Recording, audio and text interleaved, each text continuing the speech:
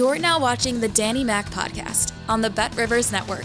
Welcome back to the Danny Mac Podcast on the BetRivers Podcast Network. I'm Dan McNeil, and as you might guess, we've got more football for you today. That's all I do, pretty much, in case you haven't noticed.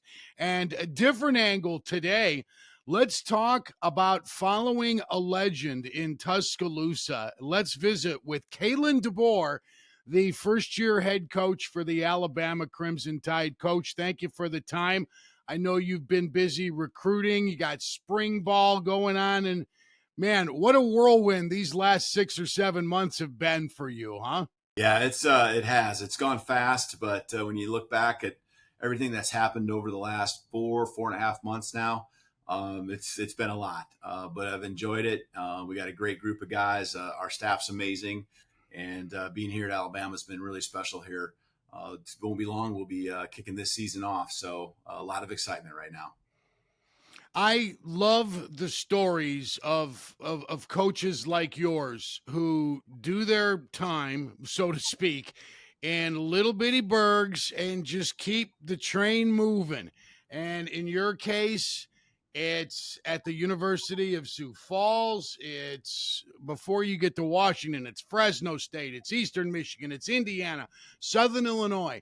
And then here comes the brass ring finally in Tuscaloosa. Was there ever a time where you wondered, man, am I ever going to make a real living at this?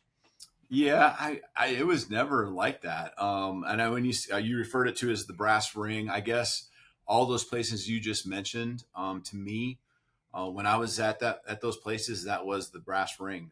It was a place that I loved to be at, and it was always because the people I was around were amazing. And fortunately, at each of those spots, I got a chance to choose the opportunities that I would move on to. And I'm glad I always looked at the people that were there, and those opportunities just with those people.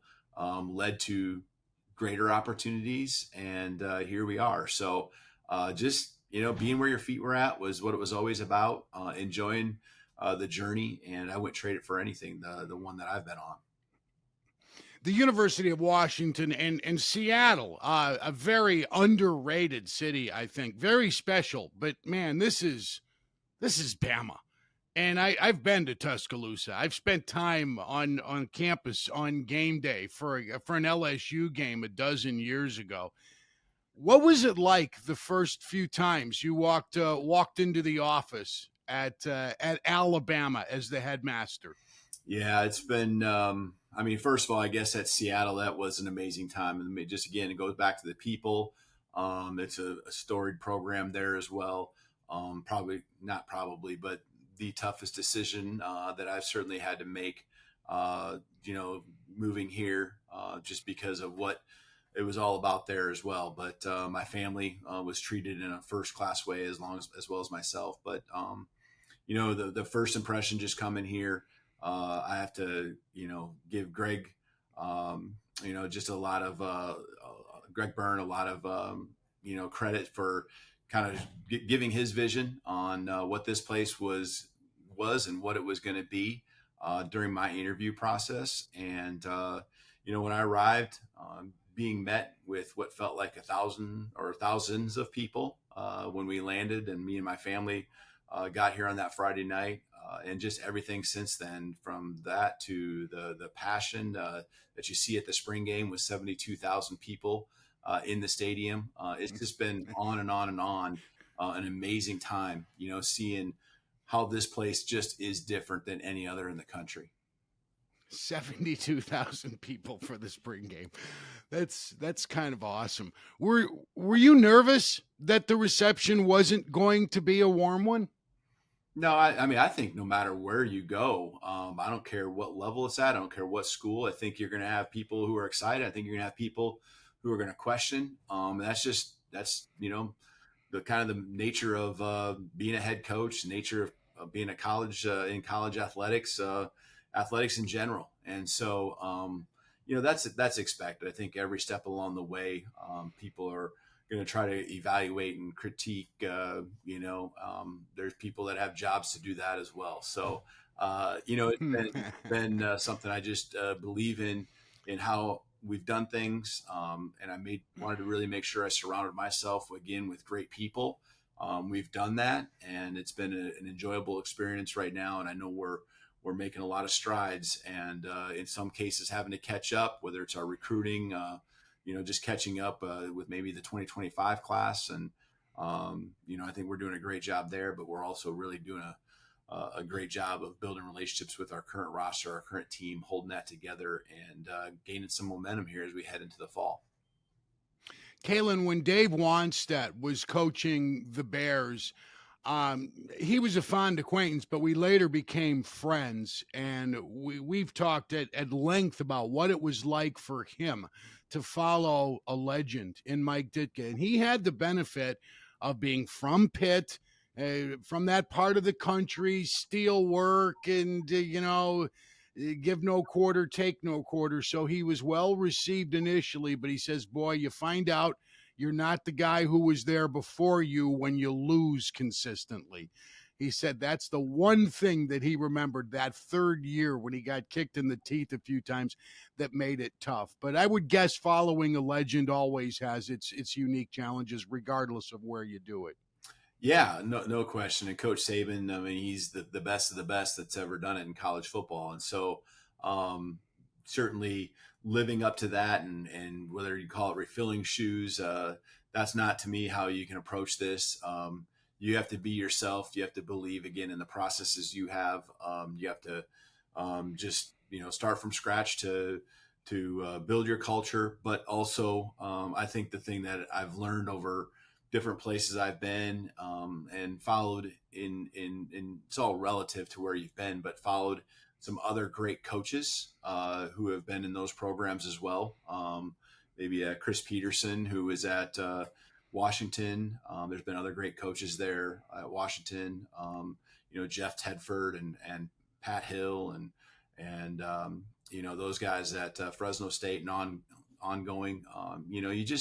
You realize that you're going to do it your way, but you can embrace also at the same time the greatness that has happened before you were there, and use that as a foundation and all the pieces that are in place. And especially here with the infrastructure that Coach Saban built over many years, that we can continue to add to, whether it's the academic support, the facilities and everything that's been done here, and just the excitement that the program has from a fan base standpoint. So we just want to continue to add on to what's been done here, continue to build on the great foundation. And, there's a piece. I mean, everyone's different. You got to do it your way. From a player's standpoint, college football is great. Boy, look at the money I can make now, and look at the ease with which I can move if I don't like the situation. But it's not been great for fans.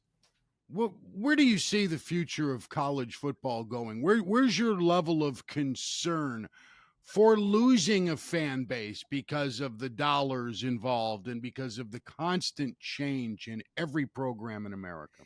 Yeah, I think that there's certainly an evolution that's going to always continue to happen. But I know from my end, what I'm going to continue to do is try to build those relationships with our guys, to highlight them to our fans and show really who they are as people. And when we have the guys that I just got out of a meeting here a little bit ago with our players, and they are just emphasizing as much as they can right now how important it is to be tight knit and build relationships that are just extremely cohesive, and understanding that the adversity we're going to face at this time of the year is nothing compared to what we're going to see this fall at different times throughout the season. So I want our fans to realize that these guys are still young college football players that are growing into men.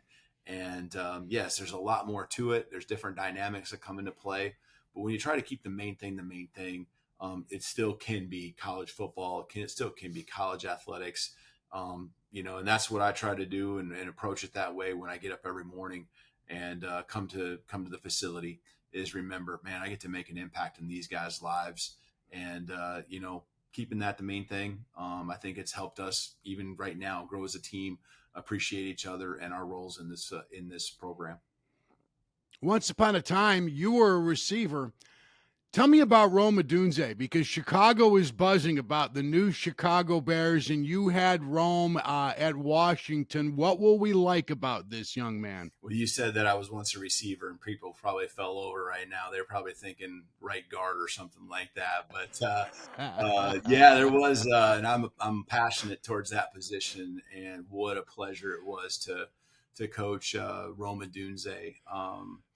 Man, the guy, obviously, from a talent standpoint, I mean, you don't get drafted number 9 overall without, showcasing and showing out every opportunity. He was just not great. Just, when it didn't matter, he was at his best when it really mattered. And he came through time and time again. But Rome, the person is what just brings a smile to my face, and who he is and the way he embraces every single person he meets, how he'll embrace, because I already know what that's going to look like, and how he embraces the city of Chicago and just the organization and all the fans.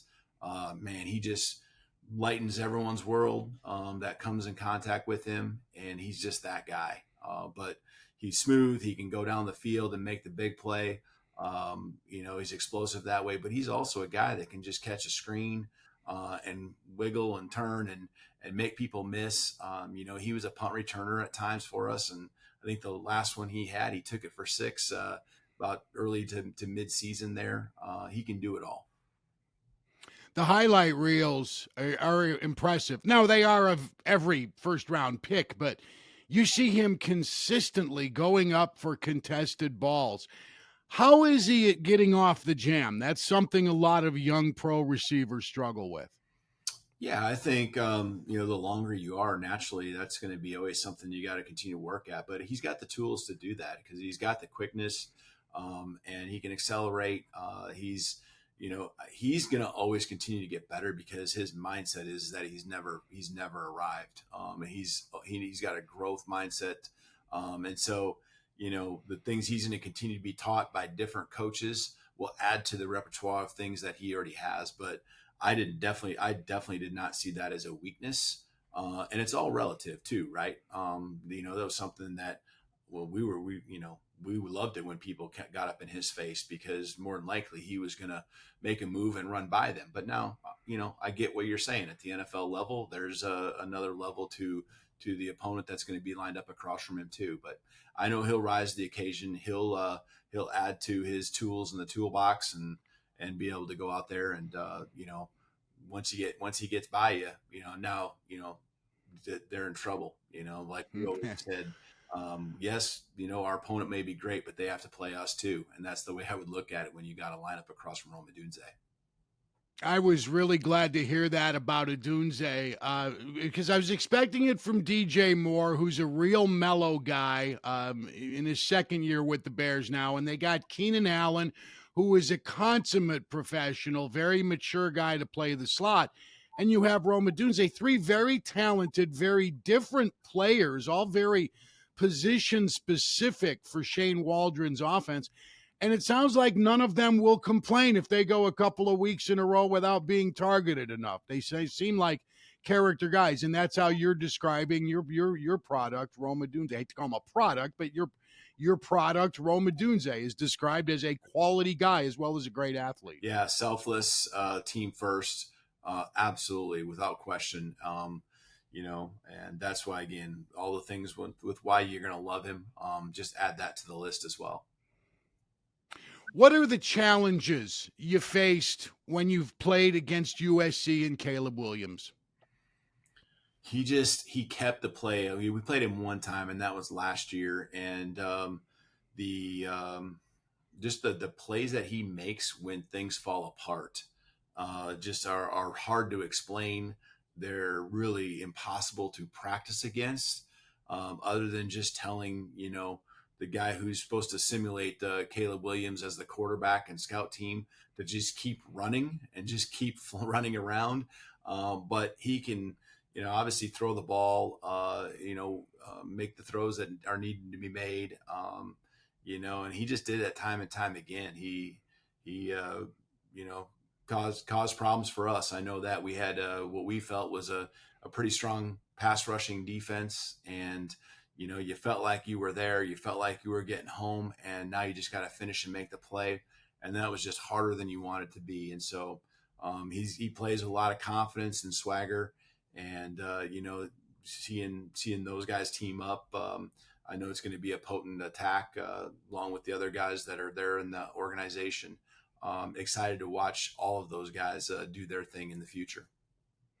Kalen, I've really enjoyed visiting with you today. I want to ask you this in closing. As part of the initiation process in Tuscaloosa, do they make you sing Sweet Home of Alabama at a pep rally or anything like that? It gets sung a lot. So, we have recruiting weekends going on right now, and that's certainly part of the weekend is enjoying that song. So, there's certainly a piece of that is about being here at Alabama for sure. I assume you know all the words. You learned them all growing up in South Dakota. Yeah.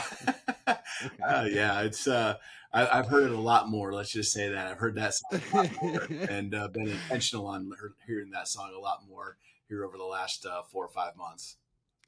Coach, thank you for the time. Have a great first season. We appreciate it. Yeah, thank you. Roll Tide. Kalen DeBoer, first-year head coach, the Alabama Crimson Tide, my guest today on the Danny Mac podcast. I want to thank Randy Merkin, who handles all of our A-list guests for these shows. Great stuff, Merkin, as always. Kurt Warner, NFL Hall of Famer. Warren Moon in recent days. Kalen DeBoer today. Sam Michael is my executive producer. Adam Delavitt runs the show at the BetRivers Podcast Network. Have a great weekend. I'm Danny Mac.